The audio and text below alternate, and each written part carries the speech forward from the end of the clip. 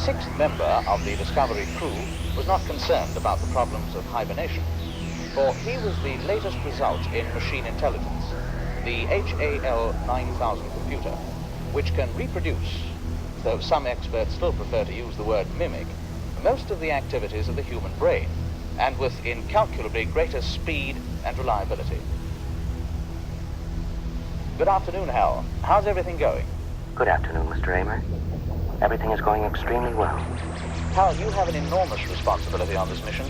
In many ways, perhaps the greatest responsibility of any single mission element. You're the brain and central nervous system of the ship, and your responsibilities include watching over the men in hibernation.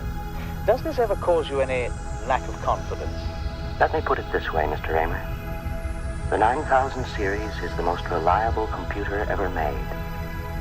No 9000 computer has ever made a mistake or distorted information. We are all, by any practical definition of the words, foolproof and incapable of error.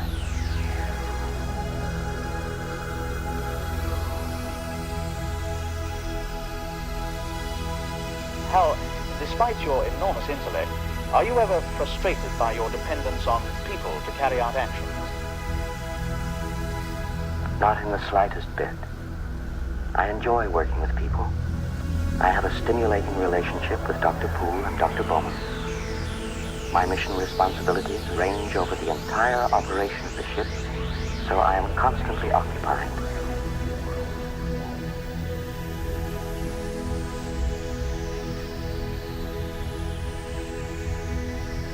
I am putting myself to the fullest possible use, which is all I think that any conscious entity can ever hope to do.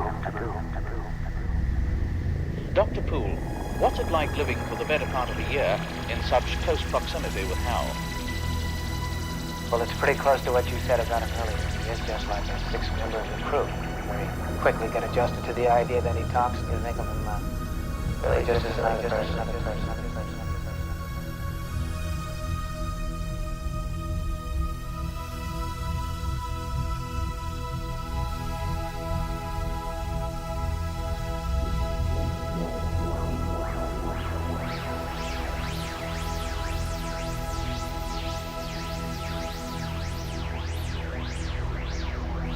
I am putting myself to the fullest possible use, which is all I think that any conscious entity can ever hope to do.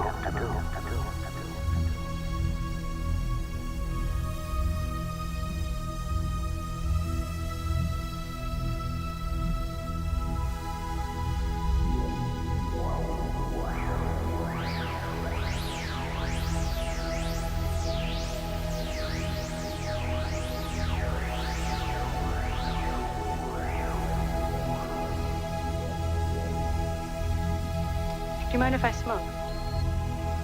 It won't affect the test.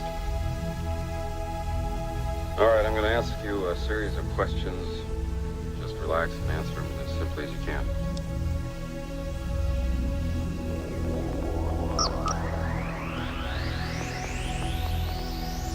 It's your birthday.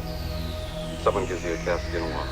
I wouldn't accept it. Also, I'd report the person who gave it to me to the police. You've got a little boy. He shows you his butterfly collection, plus the killing jar. I take him to the doctor.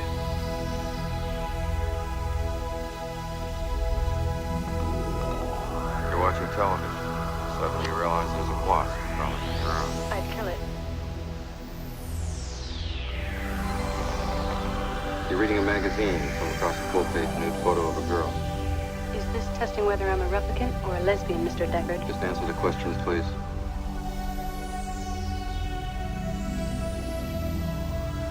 You show it to your husband. He likes it so much, he hangs it on your bedroom wall. I wouldn't let him. Why not? I should be enough for him. One more question. You're watching a stage play. A banquet is in progress.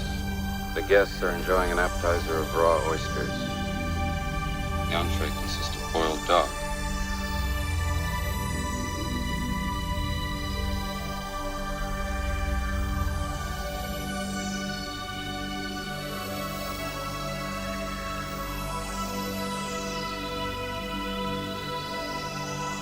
Thank you. She's a replicant, isn't she? I'm impressed. How many questions does it usually take to spot one? I don't get it, Tyrell. How many questions? 20, 30 cross-reference. It took more than 100 for Rachel, didn't it? She doesn't know. She's beginning to suspect, I think. Suspect? How can you not know what it is? Commerce is our goal here at Tyrell. More human than human is our motto. Rachel is an experiment, nothing more. We began to recognize in them strange obsession. After all, they are emotionally inexperienced with only a few years in which to store up the experiences which you and I take for granted. If we gift them the past, we create a cushion, pillow for their emotions, and consequently we can control them better. Memories. You're talking about memories.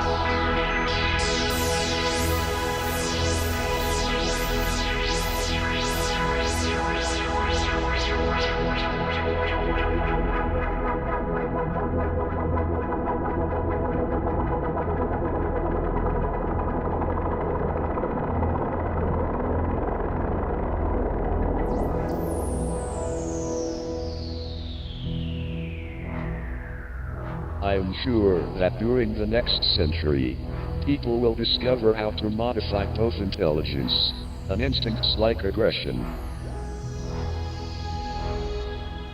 Laws will be passed against genetic engineering with humans, but some people won't be able to resist the temptation to improve human characteristics, such as size of memory, resistance to disease, and length of life. Once such superhumans appear, there are going to be major political problems with the unimproved humans who won't be able to compete. Presumably, they will die out or become unimportant. Instead, there will be a race of self-designing beings who are improving themselves at an ever-increasing rate. If this race manages to redesign itself to reduce or eliminate the risk of self-destruction, it will probably spread out and colonize other planets and stars. However, long-distance space travel will be difficult for chemically-based life forms like DNA.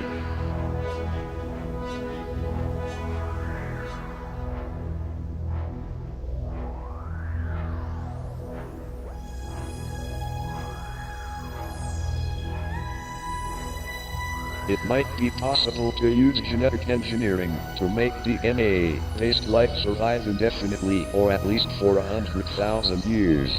But an easier way, which is almost within our capabilities already, would be to send machines. These could be designed to last long enough for interstellar travel. When they arrived at a new star, they could land on a suitable planet and mine material to produce more machines, which could be sent on to yet more stars. These machines would be a new form of life, based on mechanical and electronic components rather than macromolecules. They could eventually replace DNA-based life, just as DNA may have replaced an earlier form of life. This mechanical life could also be self-designing. Thus it seems that the external transmission period of evolution will have been just a very short interlude between the Darwinian phase and the biological or mechanical self-design phase.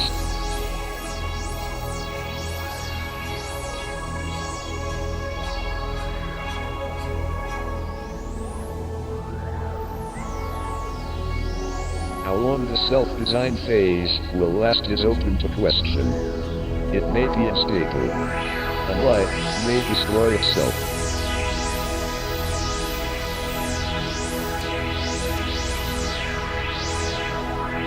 Most stars will have burnt out in another 15 billion years or so, and the universe will be approaching a state of complete disorder according to the second law of thermodynamics.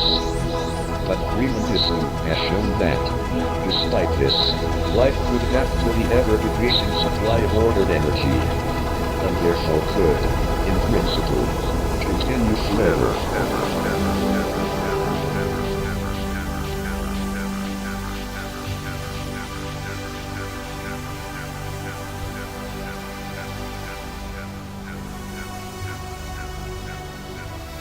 I am putting myself to the fullest possible use, which is all I think that any conscious entity can ever hope to do.